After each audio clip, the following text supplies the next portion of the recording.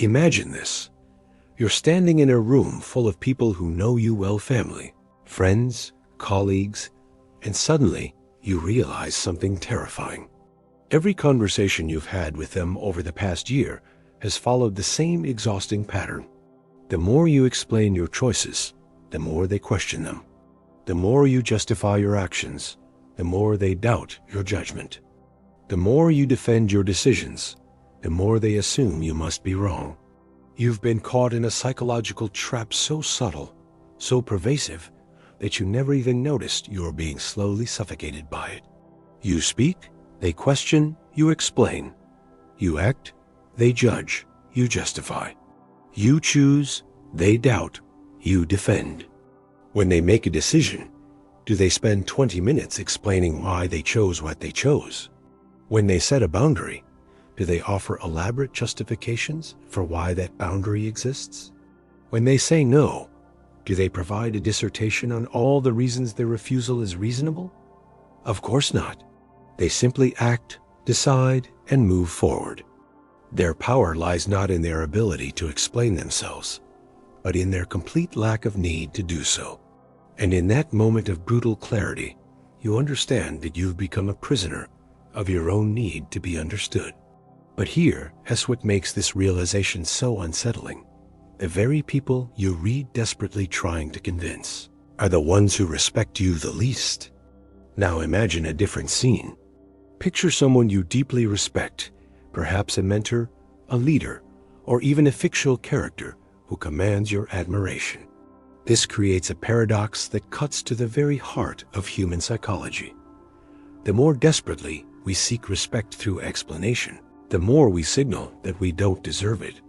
The more we justify our worth, the more we communicate our own doubt about that worth. We've been taught that communication is key, that understanding breeds respect, that transparency builds trust. But what if this entire framework is fundamentally backwards? What if the path to respect runs in the exact opposite direction? Consider this haunting question. When was the last time you made a decision and didn't feel compelled to explain it to someone? When did you last set a boundary without offering reasons? When did you last say no without immediately launching into justifications? The answer reveals something disturbing about the nature of modern existence. We live in a world that has systematically trained us to doubt our own judgment, to seek validation from others before trusting our own instincts, to believe that our worth must be constantly proven rather than simply assumed. The ones who question your every move operate from a place of assumed authority. They don't explain why they have the right to question you. They don't justify their skepticism. They don't defend their judgment of your choices. They trust your judgment because you demonstrate that you trust it yourself. What if the very act of trying to earn it guarantees you'll never receive it? But first, you need to understand the hidden forces that created this trap in the first place. What if the secret to commanding respect lies not in what you say, but in what you refuse to say? They value your boundaries because you value them yourself. They believe in your decisions because you show complete faith in your own process. They simply assume their position as judge and jury of your life, and you accept it. We've been conditioned to treat our own thoughts, feelings, and decisions as guilty until proven innocent. If you're like most people, you can't remember. You've become so addicted to explaining yourself that you've forgotten what it feels like to simply exist in your own authority. But why does this happen? Why do we find ourselves trapped in endless cycles of explanation and justification? Think about it. From childhood, we're taught to explain ourselves. Why did you do that? What were you thinking? How do you justify this behavior? We learn that our actions are not inherently valid. They must be validated by others. We internalize the belief that we owe the world an explanation for our existence, our choices, our very being. And this conditioning follows us into adulthood, where we find ourselves explaining our career choices to relatives, justifying our relationships to friends, defending our lifestyle to acquaintances. Yet here is the cruel irony. The people who demand explanations from you rarely offer them in return. This acceptance comes at a devastating cost. Every time you explain yourself to someone who didn't earn the right to that explanation, you surrender a piece of your power. Every justification is a small act of submission. Every defense is an admission that you believe you might be wrong. You're not building understanding. You're building a hierarchy where you occupy the bottom rung. The most unsettling part? The people who respect you most are often the ones who expect explanations least. What if everything you've been taught about earning respect is wrong? The answers to these questions will shatter everything you thought you knew about power, respect, and human psychology. Carl Jung understood something that most people spend their entire lives never realizing. The compulsive need to explain yourself is not a sign of conscientiousness or transparency. It is a symptom of a fractured psyche. When you constantly justify your actions, you're not communicating with others. You're renegotiating with the internalized voices of authority figures who taught you that your judgment was inherently suspect. From the moment we're born, we're subjected to a relentless conditioning process that teaches us to distrust our own instincts. Parents demand explanations for our childhood choices. Teachers require justifications for our academic decisions. Peers expect us to defend our social preferences. Society insists we rationalize our life paths. When you explain yourself compulsively, you're operating from the assumption that others have the right to judge your choices. But Schopenhauer realized something profound. The fear of being misunderstood is actually a fear of being seen clearly. When you compulsively explain yourself, you're not trying to be understood. You're trying to control how others perceive you. You're placing yourself in the position of defendant in a trial where you never committed a crime. Nietzsche understood that this mentality creates a class of people who live their entire lives seeking authorization for their own existence. Layer by layer, these external demands for explanation become internal compulsions for justification.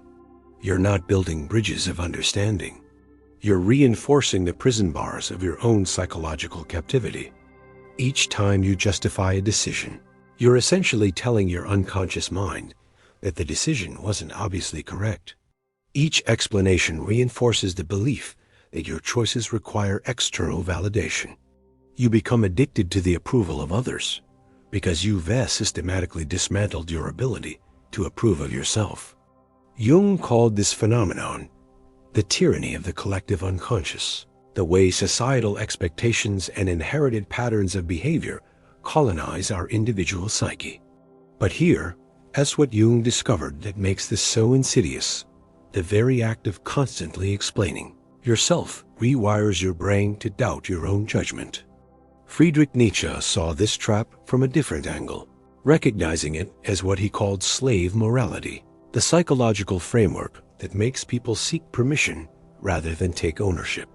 The philosopher Arthur Schopenhauer identified another layer of this problem, the way our need for explanation stems from our fundamental fear of being misunderstood. You're reattempting to manage their judgment rather than accepting that their judgment is ultimately irrelevant to your worth. This creates what psychologists call external locus of control, a condition where your sense of self-worth depends entirely on factors outside your influence. When you need others to understand your choices before you can feel good about them, you've surrendered your psychological sovereignty. When you explain yourself compulsively, you're living in bad faith. You're pretending that you must justify your existence to others when the truth is that your existence requires no justification. You're acting as if you're powerless when you actually have complete authority over your own life. Your career stagnates because you're constantly seeking permission instead of taking initiative. Their explanations are interpreted as evidence of uncertainty rather than demonstrations of transparency. When you constantly explain yourself, you lose touch with your own intuition. You become so focused on crafting explanations that you stop trusting your instincts. You develop what psychologists call analysis paralysis, the inability to make decisions without extensive external input. You forget that your feelings, desires, and judgments are valid simply because they're yours. They're caught in a vicious cycle where their attempts to gain respect actually erode it. Your personal growth halts because you're more concerned with appearing reasonable than being authentic. You become a shadow of yourself, living in constant fear of disapproval. You're so focused on external validation that you neglect internal development. The moment you stop explaining yourself is the moment you reclaim your power. But first, you must understand the devastating consequences of remaining trapped in this pattern. You become a stranger to your own mind, a refugee from your own authority. You've made your peace of mind contingent on the approval of people who may not even know themselves, let alone understand you. The more you explain yourself, the more others expect explanations. The more you justify your choices, the more they assume your choices need justification. You train the people around you to treat you as someone whose judgment is questionable, whose decisions are suspect, whose authority is conditional. You become complicit in your own diminishment.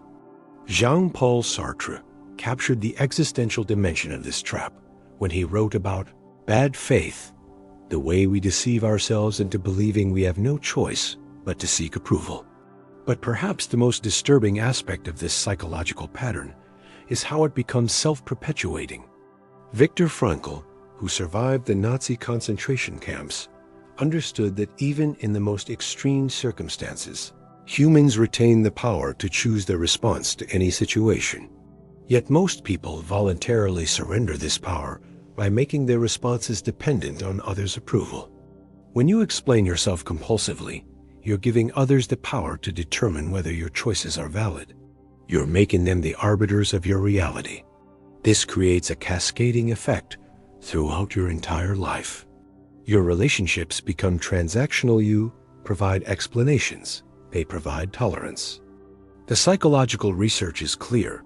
People who constantly explain themselves are perceived as less confident, less competent, and less trustworthy. But here is the most chilling realization. This pattern doesn't just affect how others see you. It fundamentally alters who you are. The tragedy is that while you're busy explaining yourself to people who don't matter, you're failing to understand yourself in ways that do matter. Yet buried within this psychological prison lies the key to extraordinary freedom. The most terrifying thing about the compulsion to explain yourself is not what it does to your relationships. It's what it does to your brain. Neuroscience has revealed something chilling. When you habitually seek external validation for your decisions, you literally weaken the neural pathways associated with self-trust and independent judgment. You find yourself paralyzed by choices that should be simple. You develop what psychologists call decision fatigue, not because you're making too many decisions, but because you're making each decision multiple times. Once for yourself, then again for everyone who questions it, then again when you doubt yourself based on their questioning. Research in organizational psychology shows that people who over-explain their ideas are perceived as less confident and less competent by their colleagues. Their detailed justifications are interpreted as evidence of uncertainty rather than thoroughness. Meanwhile, those who present ideas without extensive explanation are seen as more authoritative and trustworthy. The workplace rewards the very behavior that explanation addicts have trained themselves to avoid. Your prefrontal cortex, the region responsible for executive decision-making, begins to defer to external input rather than processing information autonomously. But there is a darker version of this bias that affects chronic explainers. You begin to believe that your choices only make sense if others can understand them. You lose the ability to trust decisions that feel right but can't be easily articulated. You abandon your intuition in favor of logic that can be communicated to skeptics. You not just acting like someone who can think for themselves. You becoming someone who can think for themselves. This neurological rewiring manifests in ways that most people never connect to their explanation addiction.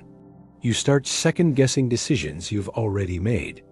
Consider the cognitive bias known as the curse of knowledge, the tendency to assume others need detailed explanations because we overestimate their interest in our reasoning. This creates a phenomenon that relationship psychologists call emotional labor imbalance. When you constantly explain yourself, you're doing uncompensated work expending mental and emotional energy to make others comfortable with your choices. But this labor is rarely reciprocated. The people who demand explanations from you don't explain themselves to you. They operate from a position of assumed authority, while positioning you as someone whose judgment requires constant verification. The social dynamics become even more insidious when you realize how explanation addiction affects your professional life. This pattern extends into romantic relationships with devastating consequences. When you constantly explain your feelings, preferences, and boundaries to a partner, you're teaching them that your emotional reality is negotiable. You're communicating that your feelings only matter if they can be logically justified, because you so focused on who others think you should be. Your sense of self becomes fragmented across multiple explanation narratives. Healthy, confident individuals are put off by excessive explanation because it signals insecurity and neediness. They interpret your justifications as manipulation and attempt to control their feelings rather than simply share information. Meanwhile, manipulative and controlling people are drawn to your explanation addiction because it gives them power over you. They learn that they can make you dance by simply expressing skepticism about your choices. You have one version of yourself that you explain to your family, another that you justify to your friends, and yet another that you defend to your colleagues. Occasionally, someone will seem satisfied with your explanation, which gives you just enough validation to continue the pattern. But this rare satisfaction keeps you trapped in a cycle where you constantly seeking approval that comes infrequently and feels hollow when it arrives. None of these versions captures who you really are, because they all designed to make others comfortable rather than to express your truth. But this currency has no real value because the approval you're purchasing is conditional, temporary, and ultimately meaningless. You're trading your dignity for acceptance from people who don't truly know or understand you. You recreating a dynamic where your partner becomes the judge of whether your emotions are reasonable rather than simply accepting them as valid expressions of your inner experience. By constantly explaining yourself, you're ensuring that others never have to truly see you. They can focus on evaluating your explanations rather than encountering your essence. You become a collection of justifications rather than a human being deserving of respect simply by virtue of your existence. The cultural programming runs so deep that most people don't realize they are trapped in what sociologists call performative authenticity, the exhausting practice of constantly proving that your authentic self is acceptable to others. The solution is more revolutionary than you think. You're not being genuine. You're performing genuineness in a way that seeks approval. You're not being transparent. You're being strategically transparent in ways that minimize criticism. You're not communicating. You're marketing yourself to an audience that never asked to be sold to. This performative authenticity creates what psychologists term identity diffusion, a condition where you lose touch with who you actually are. The energetic cost of this constant explanation is staggering. Psychologists estimate that people who chronically over-explain spend approximately 30% of their mental energy managing others' perceptions of their choices. That's energy that could be directed toward creativity, growth, relationships, or simply enjoying life. Instead, it's squandered on the futile task of making everyone understand and approve of your existence. Perhaps most tragically, this pattern attracts the wrong people into your life while repelling the right ones. The phenomenon becomes self-reinforcing through what behaviorists call intermittent reinforcement. What you do and realize is that your explanation addiction has become a form of psychological currency, you repaying others for their tolerance of your existence.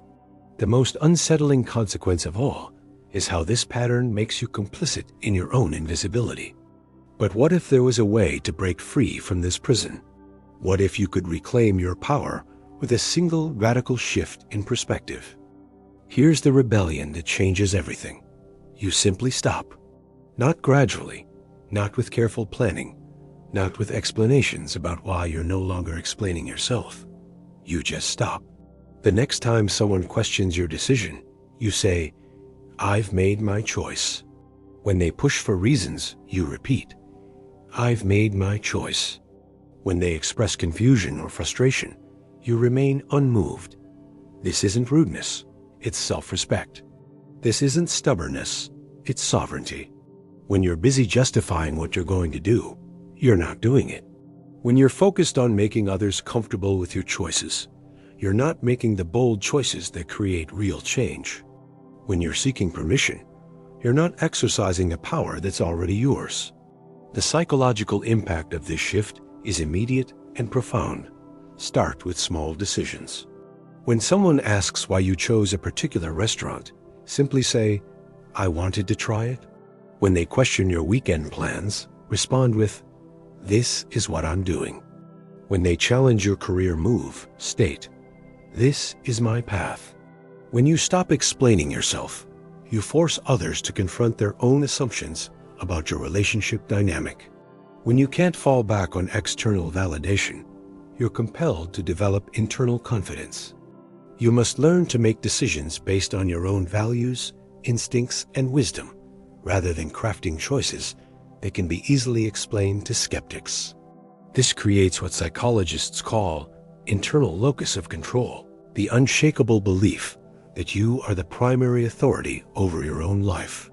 They suddenly realize they've been operating from a position of assumed authority over your life authority you never actually granted them. He simply created the iPhone and let the world discover its value. Rosa Parks didn't offer a detailed justification for why she refused to give up her bus seat. She simply said no and let her action speak for itself. Gandhi didn't explain why nonviolent resistance would work against the British Empire. He demonstrated its power through unwavering commitment to his principles. Their discomfort with your new boundaries reveals the illegitimate nature of their previous demands. They've been asking for something they had no right to request, and your refusal to provide it exposes this truth. But here is what makes this approach so powerful. It forces you to trust your own judgment completely. Consider the historical figures who embodied this principle. Steve Jobs didn't explain why he thought people needed a computer that fit in their pocket. These individuals understood something that most people never grasp. Explanation is often the enemy of action. The practical implementation of this rebellion requires what Jung called individuation, the process of becoming who you truly are, rather than who others expect you to be. Watch what happens. Some people will be uncomfortable with your new boundaries. They'll push harder for explanations, become frustrated with your responses, or even accuse you of being secretive or difficult. This discomfort is not your problem. It's information. It reveals who in your life has been relating to you from a position of assumed authority rather than genuine respect. They'll stop questioning your judgment and start trusting it. They'll seek your advice rather than offering unsolicited opinions. When you're not constrained by the need to make choices that can be easily explained to others, your range of possibilities expands dramatically. You can pursue paths that feel right, even if they don't make logical sense. When you stop explaining your choices to others, you also stop overanalyzing them internally. You learn to trust the wisdom of decisions that feel right, even when you can't articulate why they rewrite. You develop what Jung called trust in the unconscious, faith in the deeper, intelligence that guides you beyond the reach of rational explanation. You can trust instincts that can't be articulated. You can honor desires that resist explanation. It means understanding that your judgment has been shaped by your unique experiences, values, and insights in ways that others cannot fully comprehend. It means accepting that you are the expert on your own life. They'll recognize that someone who doesn't need to explain themselves is someone who knows themselves deeply. You do and earn respect by making others comfortable with your choices. You command it by demonstrating complete confidence in your own authority. The moment you stop seeking permission is the moment you start receiving reverence. This shift in how others perceive you is not the goal. It is simply a natural consequence of how you've started perceiving yourself. But others will respond differently. They'll begin to treat you with a new level of regard.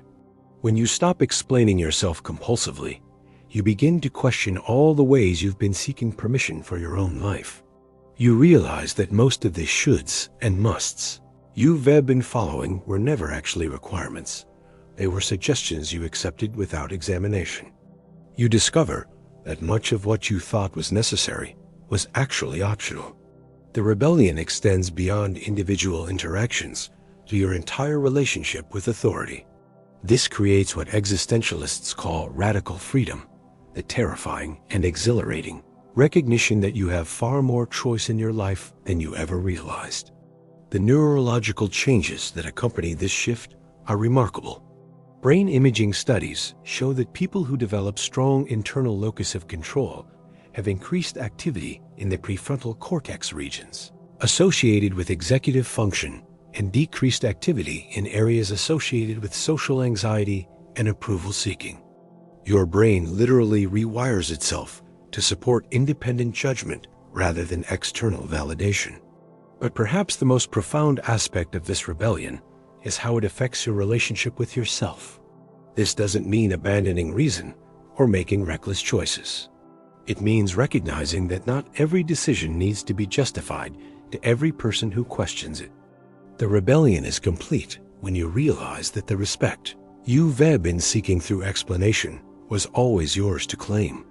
But this transformation leads to an even deeper realization, one that will forever change how you see yourself and your place in the world. The ultimate truth that emerges from this journey is so profound it borders on the mystical. When you stop explaining yourself, you discover that you never needed to explain yourself in the first place.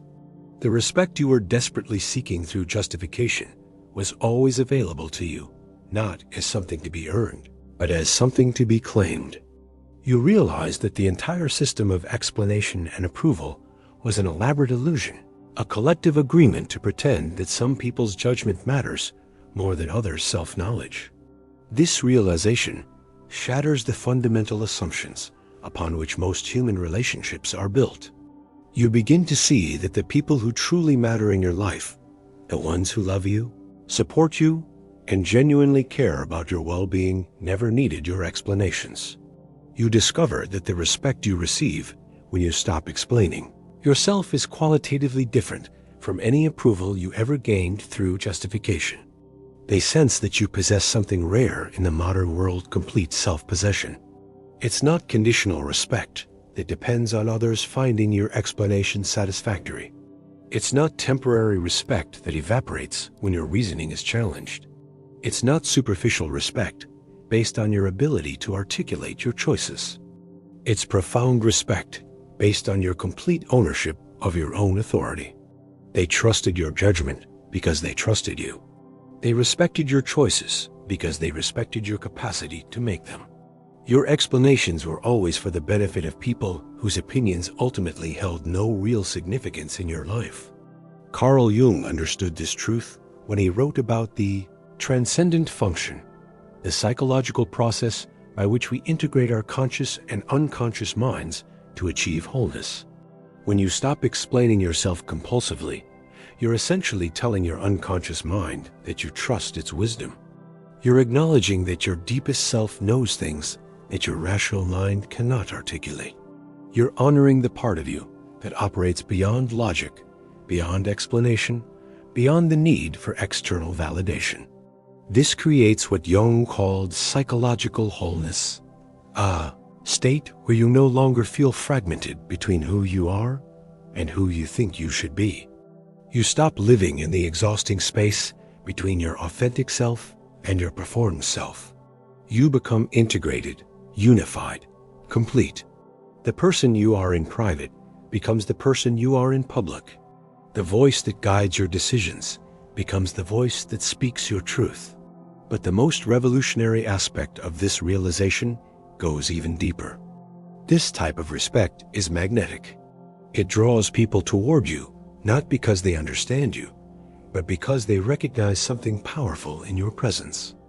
They're attracted to your certainty, your groundedness, your refusal to seek validation from sources outside yourself. They respect you because you so clearly respect yourself. The transformation extends beyond personal relationships into every area of your existence. In your career, you stop seeking approval for your ideas and start implementing them. In your relationships, you stop negotiating your boundaries and start enforcing them. You're not becoming someone new, you're finally allowing yourself to be who you've always been, beneath the layers of explanation and justification. You're excavating your authentic self from the debris of other people's expectations. It's the recognition that each person contains depths that cannot be fully communicated or completely understood, and that this mystery is not a problem to be solved, but a reality to be honored. You remembering what it felt like to trust your own judgment before the world taught you to doubt it. It was about changing how you see yourself. It was about recognizing that you are always worthy of respect, not because of your ability to explain yourself. You've discovered that the respect you are desperately trying to earn was always yours to claim. You've learned that the approval you are seeking from others was never as valuable as the approval you can give yourself. You've realized that the person whose opinion matters most in your life is the person looking back at you in the mirror. But because of your courage to exist authentically in a world that constantly demands justification for that existence, you have stopped explaining yourself, and in doing so, you have finally started living yourself. In your personal growth, you stop waiting for permission to become who you meant to be and start embracing that identity fully. You realize that most of your life has been spent in a state of psychological adolescence, constantly seeking approval from parental figures who exist only in your imagination. This awakening reveals the profound loneliness that exists at the heart of the human condition, but it is not the loneliness of being misunderstood. It's the loneliness of being the ultimate authority over your own existence. When you stop explaining yourself, you accept the full weight of your own freedom. You realize that no one else can tell you who to be, what to value, or how to live. This responsibility is both terrifying and liberating. You begin to understand what Nietzsche meant when he spoke of becoming who you are. The final realization is perhaps the most beautiful of all. When you stop explaining yourself, you give others permission to stop explaining themselves to you. You become a safe harbor for authenticity in a world that demands performance. People feel free to be themselves around you because you've demonstrated that being yourself requires no justification. You create space for others to exist without explanation, and in doing so, you discover what genuine human connection actually looks like. This is not the connection based on mutual understanding or shared explanations. It's the connection based on mutual respect for the mystery of individual existence. When you reach this understanding, you realize that the journey towards self-respect was never about changing how others see you. You stand now in your own authority, no longer seeking permission to be who you are. This is your revolution. This is your freedom. This is your life finally lived on your own terms, without explanation, without justification, without apology. The world will never look the same.